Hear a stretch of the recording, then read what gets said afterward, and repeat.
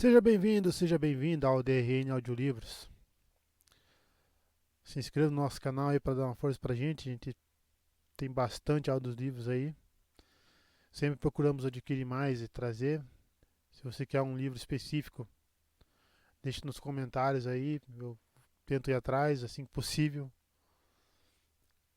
Se gosta do nosso trabalho aí, deixa o like. Se quiser dar um apoio pra gente também, temos Pix, seja membro.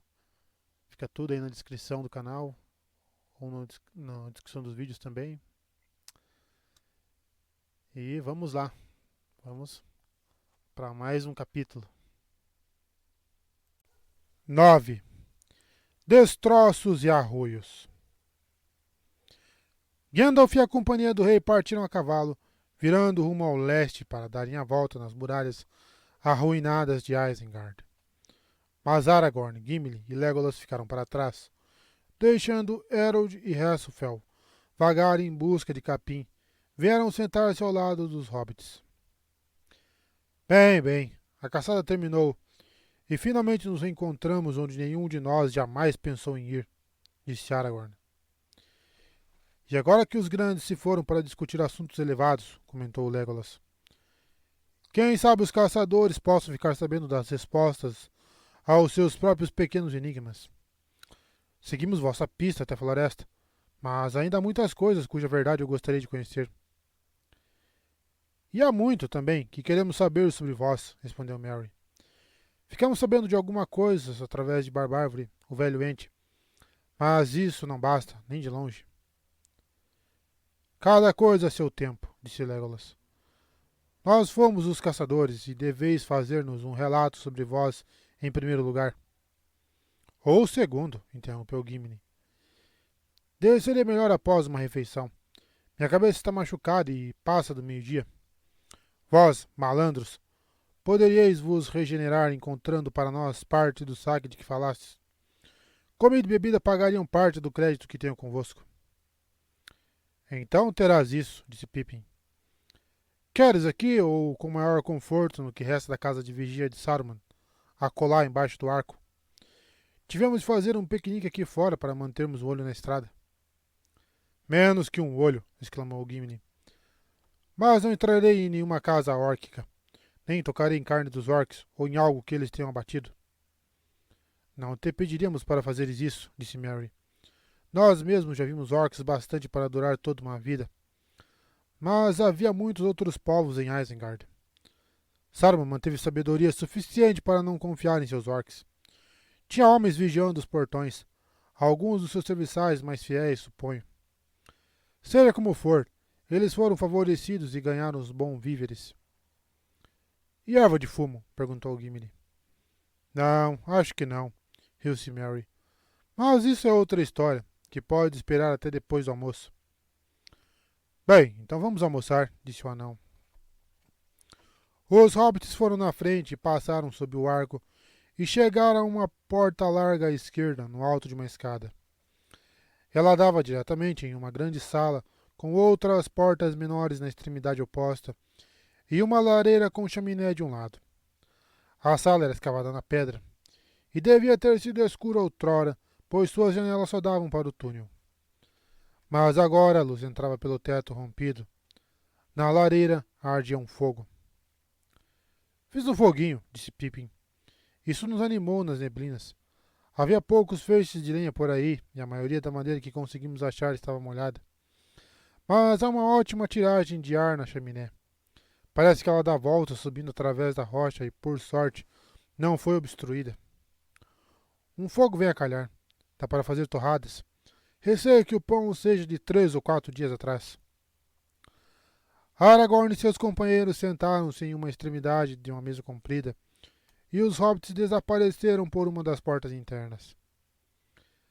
É um depósito ali, e por sorte fica acima dos alagamentos, comentou Pippin, quando voltaram carregados de pratos, tigelas, copos, facas e comidas de vários tipos. E não precisa torcer o nariz para as provisões, mestre Gimli, disse Merry. Isto não é coisa órquica, e sim comida humana, como o Barbárvore a chama. Queres vinho ou cerveja? Há um barril lá dentro, bem razoável. Isto é carne de porco salgada de primeira qualidade. Ou posso cortar-te umas fatias de toucinho e assá-las, se preferires. Lamento que não haja verduras. As entregas ficaram meio interrompidas nos últimos dias. Não posso te oferecer nenhum complemento, exceto manteiga e mel para o pão. Está satisfeito? Sim, deveras, respondeu Gimli. A dívida está muito reduzida. Logo os três estavam ocupados com a refeição, e os dois hobbits, sem constrangimento, atacaram pela segunda vez. Precisamos fazer companhia aos nossos hóspedes, disseram. Estais repletos de cortesia esta manhã, riu-se Legolas.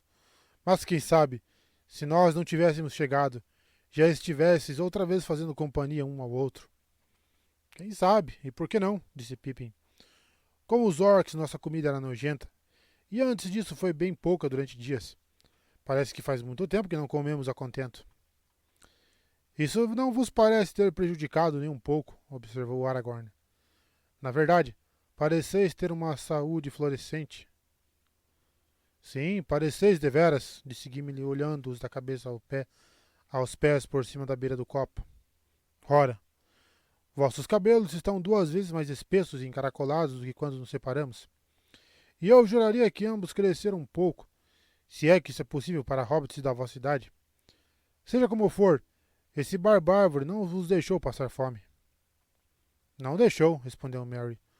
Mas os entes só bebem, e bebida não basta para satisfazer.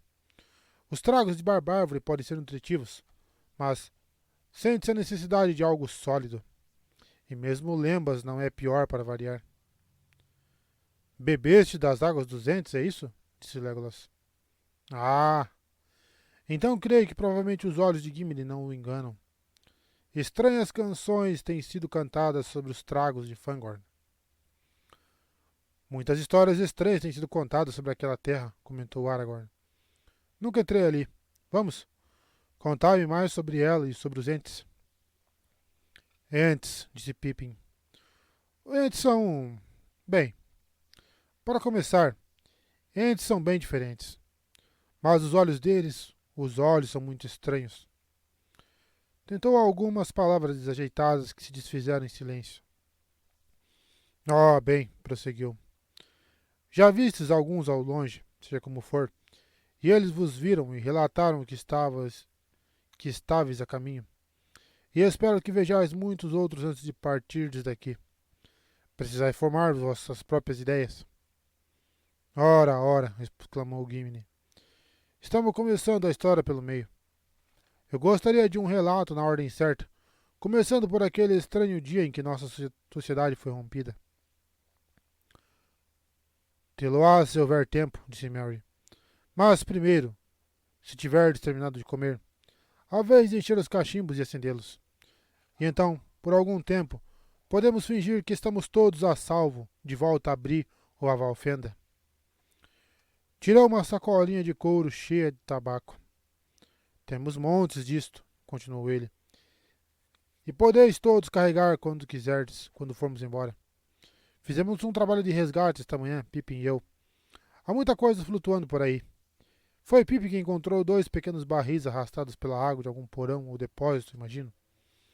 Quando os abrimos, descobrimos que estavam cheios disto. A mais fina erva de fumo que se poderia desejar, nem um pouco estragada. Gimli pegou um pouco, esfregou-a nas palmas das mãos e cheirou-a. Parece boa e tem bom cheiro, disse ele. Ela é boa, assentiu Merry. Meu caro Gimli, é folha do Vale Comprido. Havia marcas dos corneteiros queimadas nos barris, mais nítida impossível. Não consigo imaginar como ela veio parar aqui. Imagino que para uso particular de Saruman. Nunca soube que ela chegava tão longe. Mas agora vem a calhar. Viria, disse Gimli, se eu tivesse um cachimbo para usá-la. Ai de mim. Perdi o meu em Moria ou antes. Não há cachimbo em toda a vossa pilhagem? Não, receio que não, respondeu Merry. Não encontramos nenhum, nem aqui nas salas de vigia. Parece que Saruman guardava para si esse petisco. E não acho que valeria a pena bater às portas de Orthanc para pedir um cachimbo. Vamos ter que compartilhar os cachimbos, como os bons amigos fazem no aperto. Meio momento, disse Pippin.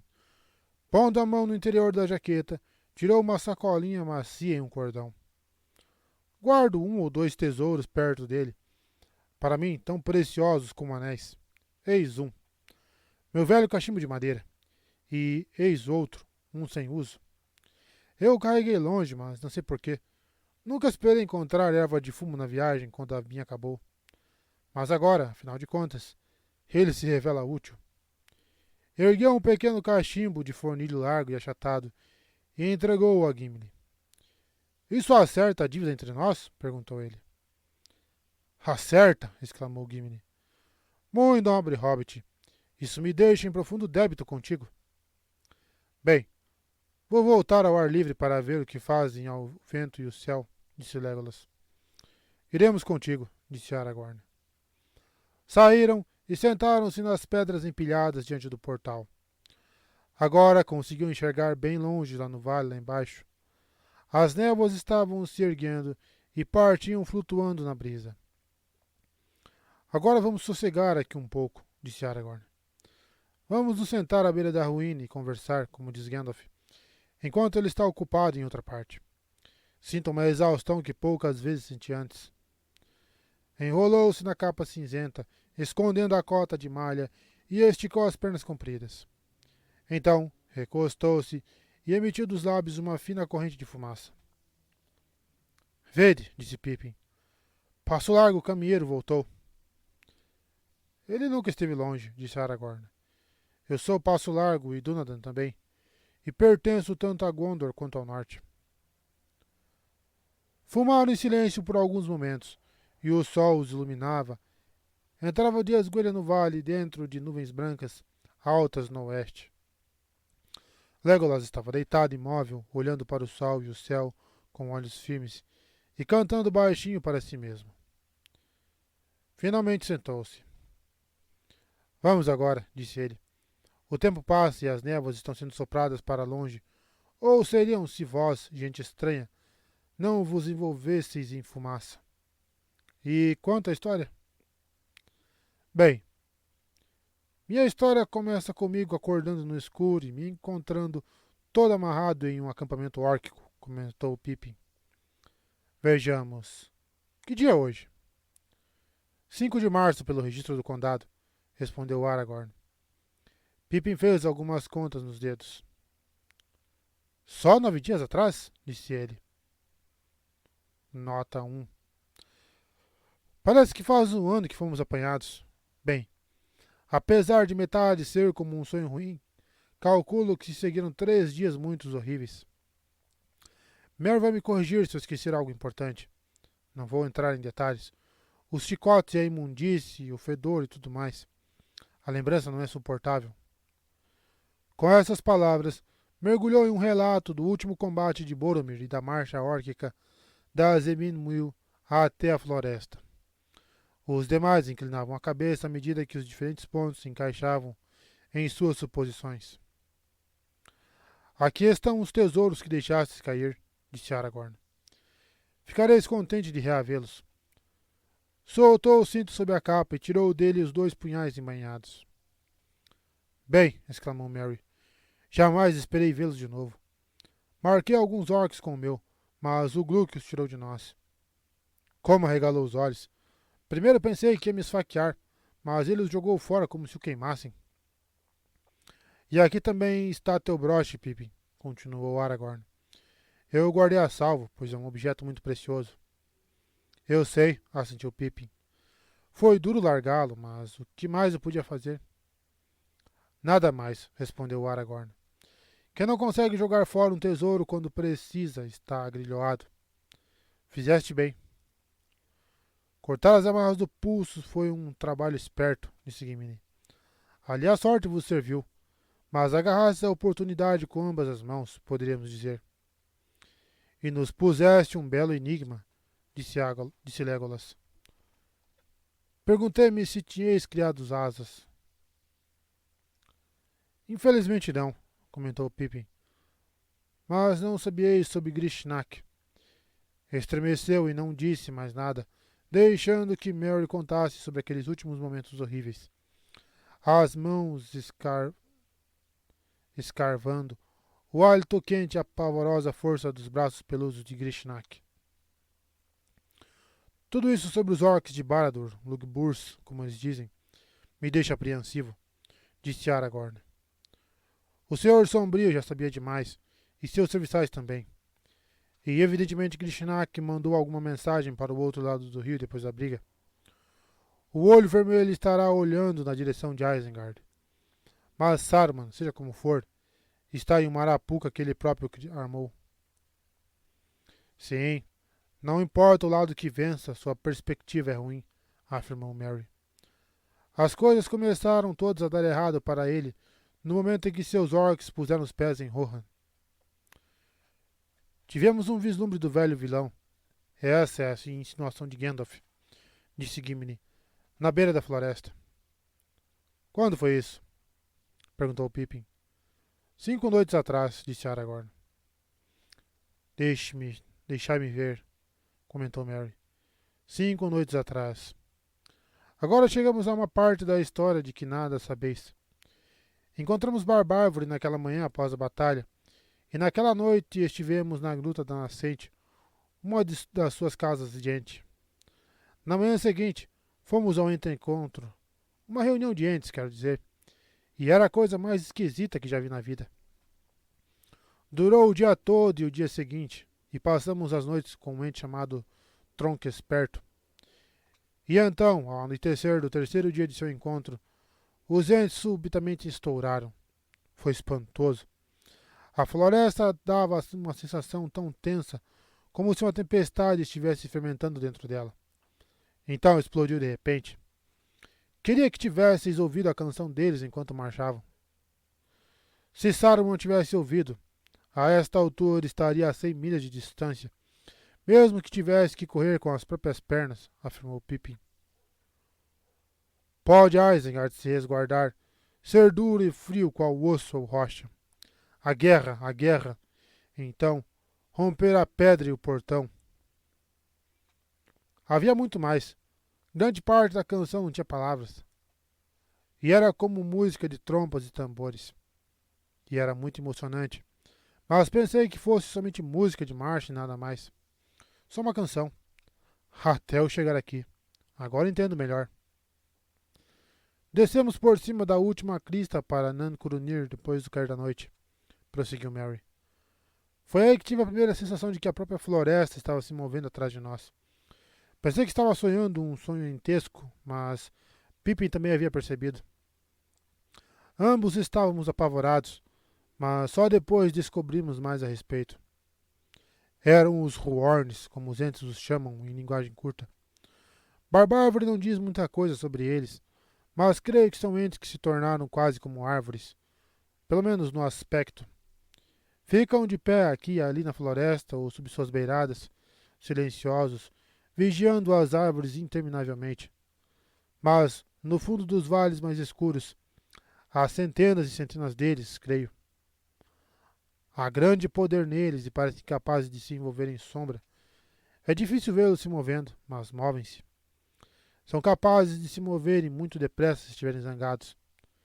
Quem sabe estás imóvel olhando o tempo, ou escutando o farfalhar do vento, e então subitamente descobres que está no meio de uma mata, com grandes árvores tateando em toda a sua volta.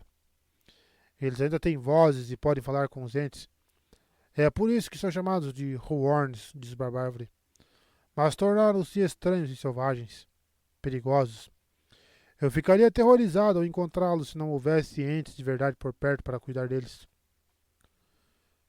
Bem, no começo da noite descemos esgueirando por uma longa ravina até a extremidade superior do Vale do Mago, com os entes e todos os seus Huorns farfalhando atrás de nós. Não podíamos vê-los, é claro, mas todo o ar estava repleto de rangidos. Estava muito escuro, uma noite nublada. Eles se moveram a uma grande velocidade assim que deixaram as colinas e faziam um ruído como o vento soprando forte.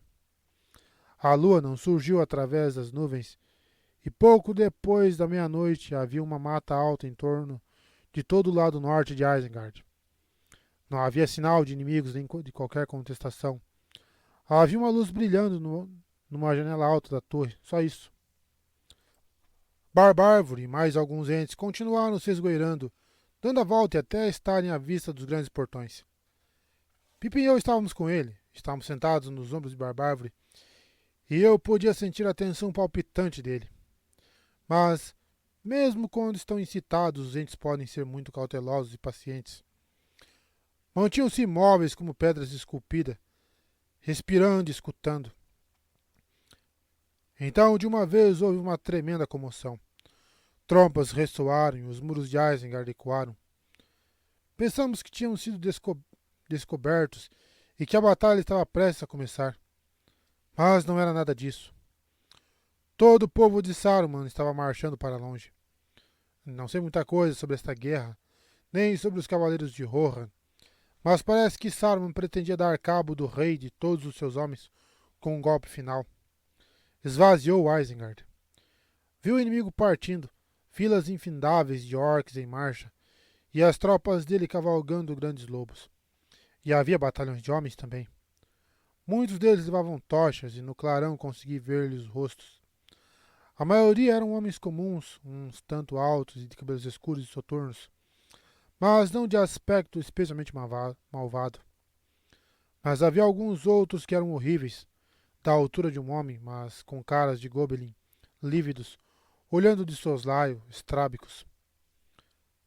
Sabes, eles me lembraram logo aquele sulista de Bree, só que ele não era tão obviamente órquico como a maioria destes. Pensei nele também, comentou Aragorn.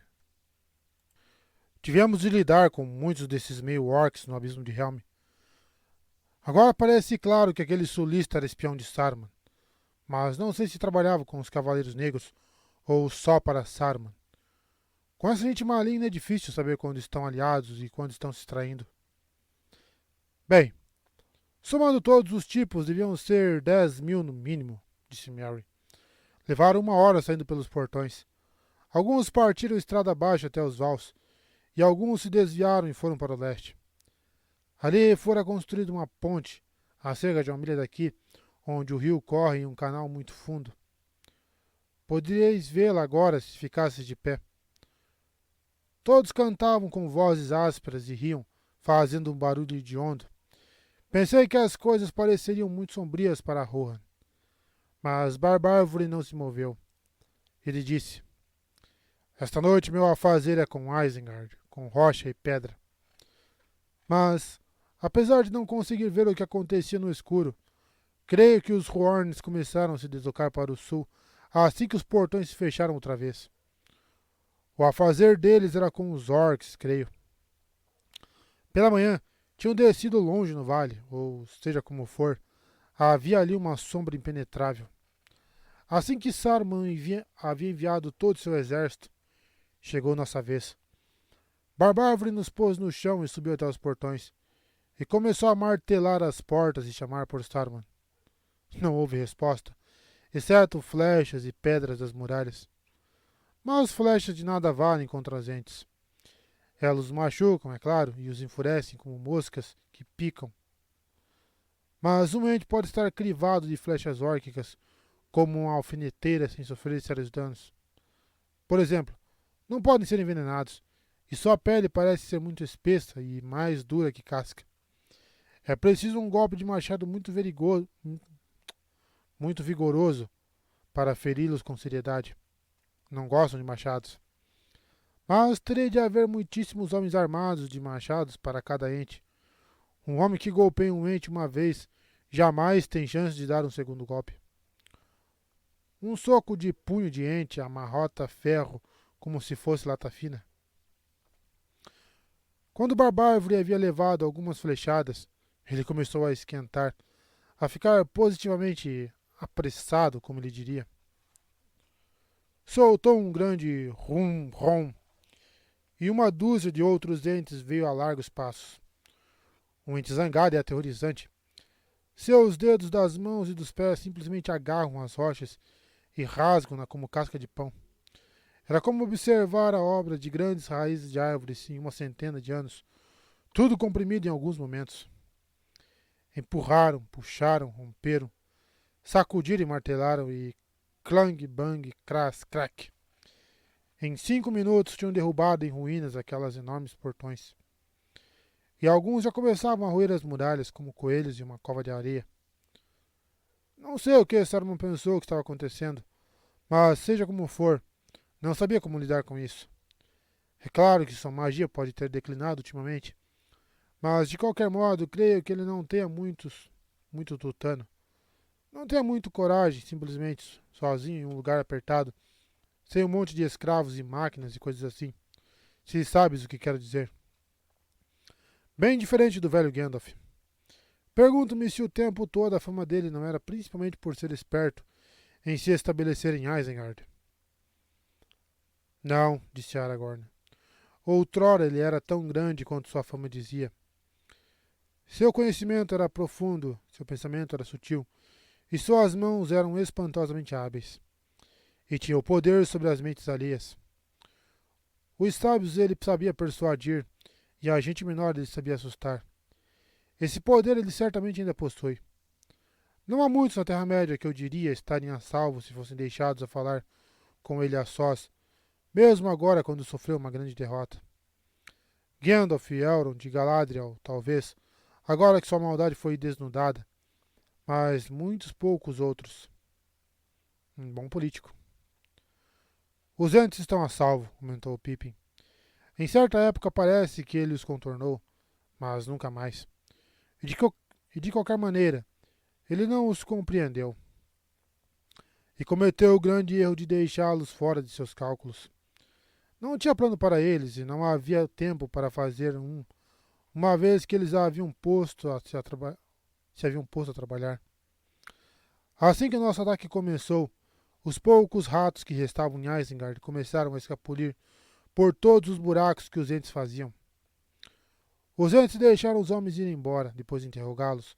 Só 2 ou 3 dúzias nesta ponta. Não creio que tenham escapado muitos orcs de qualquer tamanho. Não dos Horns.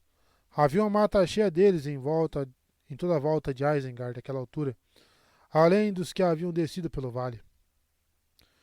Quando os entes tinham reduzido a entulho grande parte das muralhas do sul, e o que restava de sua gente tinha escapulido e desertado, Saruman fugiu em pânico. Parece que estava junto aos portões quando chegamos. Imagino que veio assistir a seu esplêndido exército partindo em marcha. Quando os entes arrombaram e entraram, ele se foi às pressas.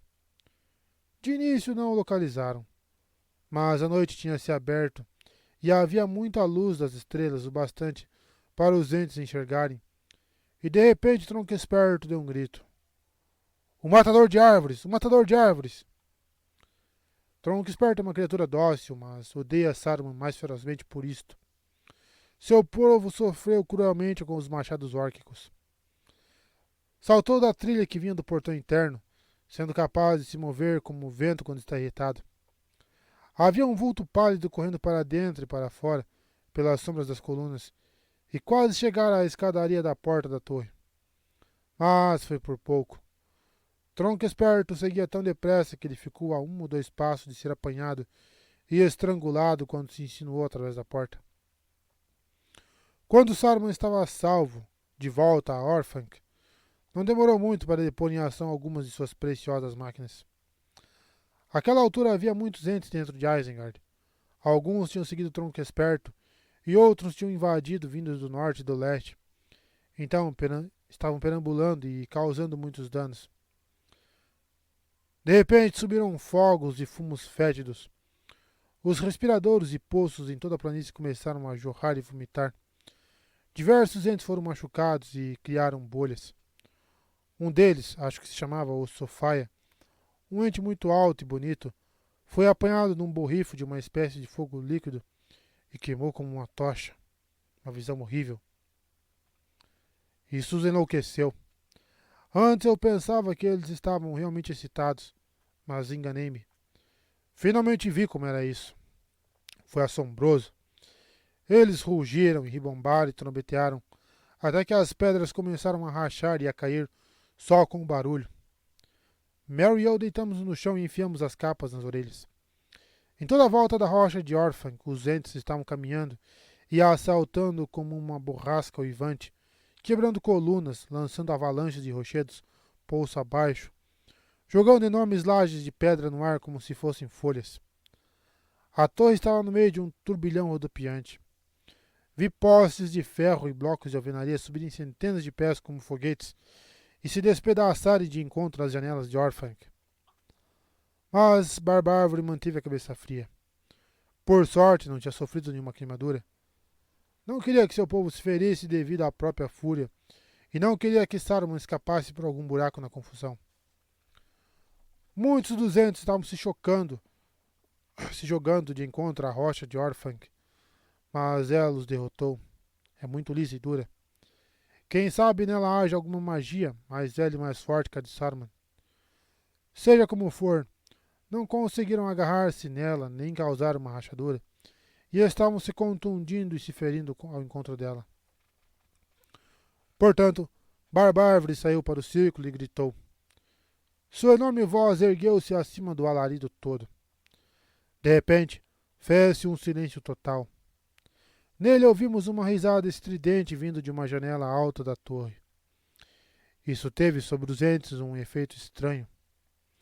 Antes estavam em ebulição, agora tornaram-se frios, inflexíveis como o gelo e silenciosos. Deixaram a planície e se reuniram em torno de Barbárvore, que estava bem imóvel. Falou-lhes por alguns momentos em sua própria língua. Creio que estava lhes contando de um plano que fizeram em sua velha cabeça muito tempo atrás. Eles estão simplesmente se desvaneceram em silêncio à luz cinzenta.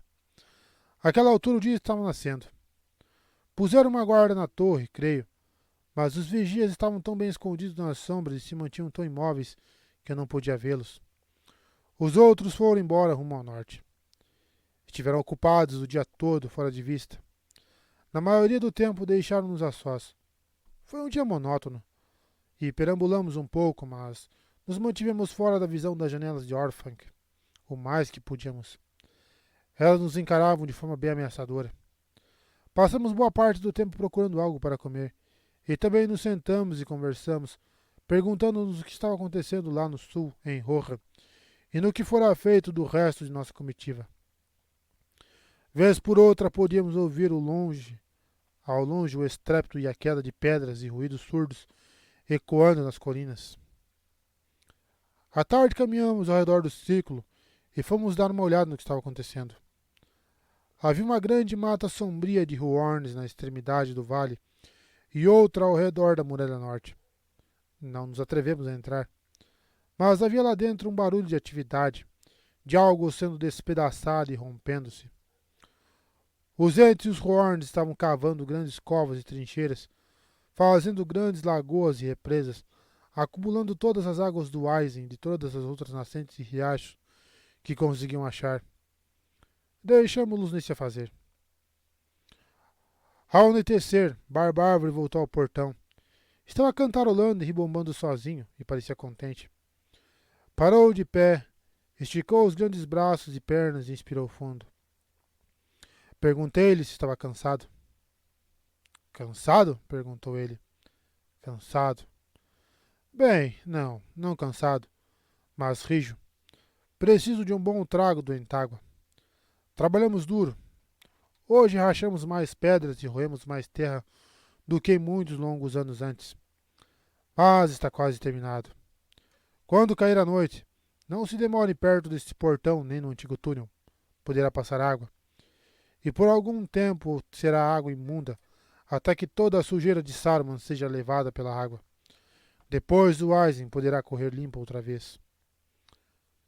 Começou a demolir mais uma parte das muralhas de um jeito sossegado, só para se divertir. Estávamos nos perguntando onde seria seguro deitar e dormir um pouco, quando aconteceu a coisa mais espantosa de todas. Veio o ruído de um cavaleiro que subia rapidamente pela estrada. Merry e eu ficamos deitados sem nos movermos, e Barbárvore escondeu-se nas sombras debaixo do arco. Subitamente um grande cavalo chegou correndo como um lampejo de prata. Já estava escuro, mas pude ver claramente o rosto do cavaleiro. Ele parecia reluzir e todos seus trajes eram brancos. Só me sentei, olhando admirado, de boca aberta. Tentei dar um grito, mas não pude. Não foi preciso. Ele parou bem ao nosso lado e nos olhou cá embaixo. Gandalf, eu disse por fim, mas minha voz era só um sussurro. Se ele disse, alô, Pippin, é uma agradável surpresa? Não mesmo. Ele disse, levante-se, seu tuque bobo. Por tudo que é assombroso, onde está Barbárvore em toda esta ruína? Preciso dele, depressa. Barbárvore ouviu sua voz e saiu imediatamente da sombra, e aconteceu um estranho encontro. Eu me surpreendi porque nenhum deles parecia nem um pouco surpreso. Gandalf, obviamente, esperava achar Barbárvore aqui, e Barbárvore quase poderia estar matando tempo de propósito junto aos portões para encontrá-lo. No entanto, tínhamos contado ao velho ente tudo sobre Moria. Mas então lembrei-me de um jeito esquisito com que nos olhou na ocasião. Só posso supor que ele vira Gandalf ou tivera alguma notícia dele, mas não queria dizer nada com pressa. Não seja apressado, é seu lema. Mas ninguém, nem mesmo os elfos, diz muita coisa sobre os movimentos de Gandalf quando ele não está presente. Gandalf, disse Barbárvore, estou contente que tenhas vindo. Madeira e água, pau e pedra eu consigo dominar. Mas aqui há um mago para se lidar. Barbárvore, disse Gandalf, preciso de tua ajuda. Fizeste muito, mas preciso de mais. Tenho cerca de 10.000 orcs para lidar. Então aqueles dois saíram para se aconselhar em algum canto. Deve ter parecido muito apressado para Barbárvore, pois Gandalf estava em tremenda afobação e já falava muito rapidamente antes que saíssem de nossa audição. Só ficaram longe alguns poucos minutos, quem sabe um quarto de hora. Depois Gandalf voltou para nós e parecia aliviado, quase alegre. Então disse que estava contente em nos ver. Mas Gandalf, exclamei, onde você esteve? E viu os outros? Onde quer que eu tenha estado, estou de volta, respondeu ele, a genuína moda de Gandalf. Sim, vi alguns dos outros, mas as novas devem esperar. Esta noite é perigosa e preciso cavalgar depressa. Mas o amanhecer poderá ser mais luminoso. E se assim for, havemos de nos reencontrar. Cuidem-se e fiquem longe de Orthanc. Adeus. Barbárvore ficou muito pensativo depois que Gandalf se foi. Evidentemente ficara sabendo de muita coisa em pouco tempo e estava digerindo tudo. Olhou para nós e disse: Bem, descobri que não sois gente tão apressada quanto eu pensava. Disseste muito menos do que podieis e não mais do que devieis. Isto é um fardo de notícias sem qualquer engano. Bem, agora Barbárvore precisa se ocupar outra vez. Antes que partisse, arrancamos deles algumas novas, e elas não nos alegraram nem um pouco. Mas no momento pensávamos mais em vós três, que em Frodo e Sam, ou no pobre Boromir, pois ficamos sabendo que uma grande batalha estava em curso, ou que ocorreria logo, e que estáveis nela e poderíeis jamais sair dela. Os Rohorns vão ajudar, disse Barbárvore. Então foi embora, e não o vimos mais até hoje de manhã. Era noite profunda, estávamos deitados em cima de uma pilha de pedras, e nada podíamos ver mais além. Névoa ou sombras abafavam tudo à nossa volta como um grande cobertor. O ar parecia quente e pesado, e estava repleto de sussurros, estalidos e um murmúrio como de vozes que passavam. Acho que mais centenas de Huorns deviam estar passando para ajudar na batalha. Mais tarde houve um grande ribombar de trovão para o lado sul, e lampejos de raios muito longe, do outro lado de Rohan. Vez por outra podíamos ver picos de montanhas a milhas de distância, que surgiam de chofre negros e brancos, e depois sumiam. E atrás de nós haviam ruídos como de trovão nas colinas, mas diferente. Às vezes o vale todo ecoava. Nossa, a tempestade no vale é muito massa. Devia ser por volta da meia-noite quando os entes romperam as represas e derramaram toda a água acumulada através de uma brecha na muralha norte para dentro de Isengard. A treva dos Horn havia passado e o trovão havia rolado para longe. A lua descia por trás das montanhas ocidentais. Isengard começou a se encher de correntezas e lagoas, negras e rastejantes. Rebrilhavam a última luz da lua enquanto se espalhavam pela planície. Vez por outra, as águas encontravam um caminho para baixo, através de um poço ou repuxo. Grandes vapores brancos subiam chiando. A fumaça ergueu-se em vagalhões. Houve explosões e rajadas de fogo. Um grande rolo de vapor subiu rodopiando, torcendo-se em toda a volta de Orthanc, até se parecer com um alto pico de nuvens, inflamado por baixo e iluminado por lua por cima. E ainda mais água se derramou para dentro, até que no fim Isengard parecia um enorme tacho plano, todo evaporando e borbulhando. Vimos uma nuvem de fumaça e vapor no sul na noite passada, quando chegamos à boca do Nancurunir, afirmou Aragorn. Receávamos que Saruman estivesse armando alguma nova crueldade para nós. Não ele, disse Pippin. Provavelmente estava sufocando e não mais rindo. Pela manhã, ontem de manhã, a água tinha afundado em todos os buracos e havia uma neblina densa. Refugiamos-nos naquela sala de vigia colar e tivemos muito medo. O lago começou a transbordar e a derramar-se através do velho túnel, e a água subia rapidamente pelos degraus. Pensamos que seríamos apanhados como os orcs num buraco. Mas encontramos uma escada volteante no fundo do depósito, e ela nos levou ao topo do arco lá fora. Foi um aperto para sair, visto que as passagens estavam rompidas e meio bloqueadas, com pedras caídas perto do topo. Sentamos-nos ali, bem acima da enchente, e assistimos ao naufrágio de Isengard. Os entes continuaram derramando mais água para dentro, até todos os fogos serem apagados e todas as cavernas preenchidas. As névoas reuniram-se devagar e subiram em vapor, formando uma enorme guarda-chuva de nuvens. Devia ter uma milha de altura. À tardinha surgiu um grande arco-íris sobre as colinas do leste, e depois o pôr do sol foi apagado por um chuvisco espesso nos flancos das montanhas. Tudo ficou muito silencioso. Alguns lobos uivavam lamentaosos ao longe. À noite, os entes interromperam a afluência de água e mandaram Aizen de volta para o antigo leito. E isso foi o fim de tudo. Desde então a água vem baixando outra vez. Em algum lugar deve haver saída das cavernas lá embaixo, creio eu. Se Saruman espiar por alguma das suas janelas, vai ver uma confusão desmazelada e lúgubre. Sentimos-nos muito solitários. Não havia nenhum ente à vista para se falar em toda a ruína, e não havia notícias. Passamos a noite ali no topo, em cima do arco, e estava frio e úmido e não dormimos. Tínhamos a sensação de que a qualquer minuto poderia acontecer algo. Saruman ainda está em sua torre. Houve um barulho à noite, como um vento que subia pelo vale. Acho que foi aí que voltaram os entes e os Horns que haviam saído. Mas não sei aonde todos foram agora. Era uma manhã nevoenta e úmida quando descemos e olhamos em torno outra vez, e não havia ninguém por perto. E isto é quase tudo que há para contar. Agora parece tudo quase pacífico depois de todo o tumulto. E também mais seguro, de algum modo, desde que Gandalf voltou. Eu preciso dormir. Todos fizeram silêncio, por alguns momentos. Gimli reabasteceu o cachimbo. Há uma coisa que me pergunto, comentou ele, acendendo com a pederneira e isca. Língua de cobra. Dissestes a Théoden que ele estava com Saruman. Como ele veio parar ali? Ah, sim, esqueci-me dele, respondeu Pippin. Ele só chegou aqui hoje pela manhã.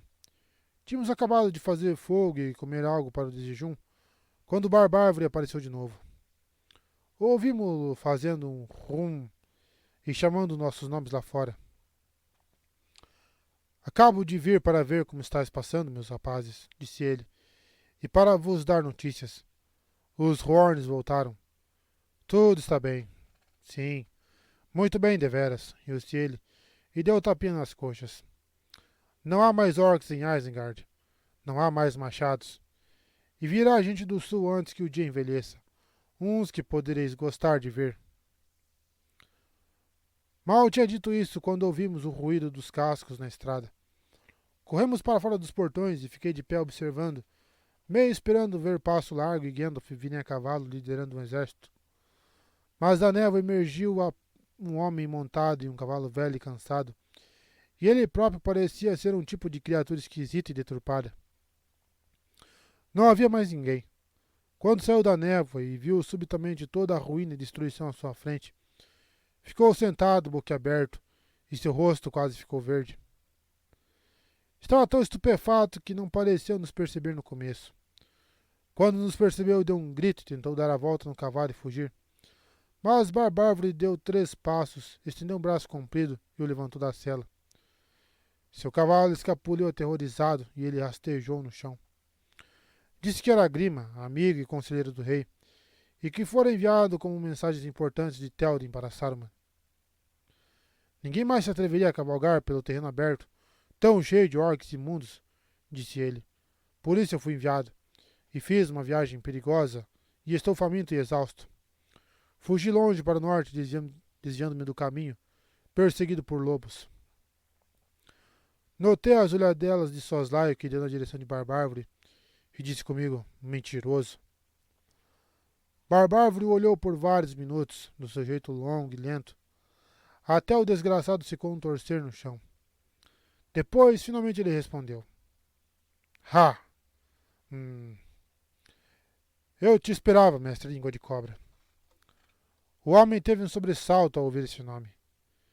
Gandalf chegou aqui primeiro. Portanto, sei sobre ti tudo o que preciso e sei o que fazer contigo. Põe todos os ratos na mesma armadilha, disse Gandalf, e vou fazer isso. Agora sou eu o senhor de Isengard, mas Saruman está trancado em sua torre. Podes ir lá e lhe dar todas as mensagens que consigas imaginar. Deixa-me ir, implorou Língua de Cobra. Sei o caminho. Sabias o caminho, não duvido disso, respondeu Barbárvore. Mas as coisas mudaram um pouco por aqui. Vai ver.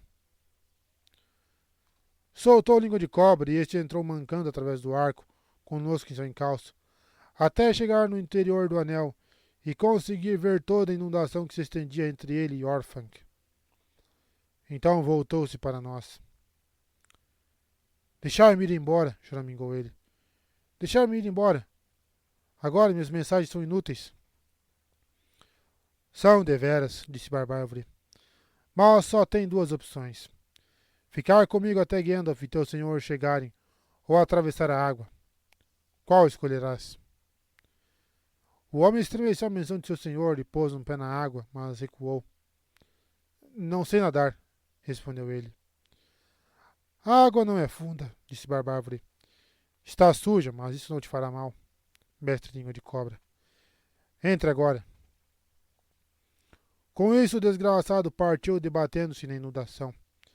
Ela lhe chegou quase até o pescoço antes que se afastasse demasiado para eu poder vê-lo. Da última vez que o vi, estava se agarrando a um velho barril ou pedaço de madeira. Mas Barbárvore entrou na água atrás dele e observou seu avanço. Bem, ele entrou, comentou ao retornar. Eu o vi engatinhando escada acima como um rato enlameado. Ainda há alguém na torre. Uma mão saiu e o puxou para dentro. Então ali está ele, e espero que a recepção seja do seu agrado. Agora preciso ir lavar-me do limo. Vou estar do lado do norte se alguém quiser me ver. Aqui embaixo não há água limpa adequada para um ente beber, ou em que se banhar. Portanto, vou pedir-vos, rapazes, que montem guarda no portão para as pessoas que estão chegando. Virá o senhor dos campos de Rohan, vede bem. Precisais recebê-lo do melhor modo que souberdes. Seus homens travaram uma grande luta com os orcs. Quem sabe conheçais o modo certo das palavras dos homens para tal senhor, melhor que os entes. Houve muitos senhores nos Campos Verdes no meu tempo, e nunca aprendi sua fala nem seus nomes. Irão querer comida de homens, e creio que sabeis tudo sobre isso. Então achai o que acreditais ser adequada à refeição de um rei, se puderdes. E esse é o fim da história. Porém, eu gostaria de saber quem é esse Língua de Cobra. Ele era mesmo o conselheiro do rei? Era, respondeu Aragorn. E também espião e serviçal de Saruman em Rohan.